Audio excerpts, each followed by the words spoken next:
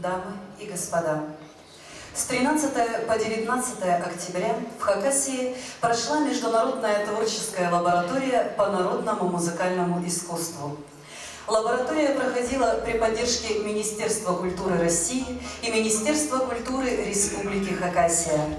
Министерством культуры России, по представлению Министерства культуры Хакасии, Хакасская республиканская филармония имени Владимира Чаптыкова определена как региональный культурный центр, на базе которого будут проводиться международные культурные проекты по 3 направлениям: хакасское музыкальное искусство, участие в пленэрах, которые будут проводиться в Хакасии, а также народное пение.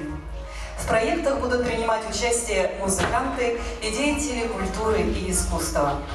На первой творческой лаборатории у наших мастеров солистки ансамбля «Ульгер» Анны Бурнаковой, солиста филармонии, заслуженного артиста России и Хакасии, мультиинструменталиста Евгения Улугвашева, народного мастера чонузы, мастера по изготовлению хакасских традиционных музыкальных инструментов Сергея Черкова и, конечно, вдохновителя проекта, пропагандиста хакасского языка и искусства, народного артиста Хакасии, заслуженного деятеля искусств Хакасии Вячеслава Кученова, обучались игре на хакасских народных инструментах представители Колумбии, Германии, Кыргызстана, Австрии, Японии и США.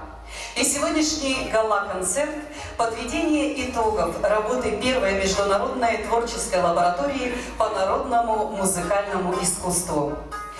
И сейчас состоится дебют. Артист, который выйдет на эту сцену, впервые познакомился с музыкальным инструментом на творческой лаборатории. Встречайте, этнолог из Австрии Клеменс Радауэр. Встречайте!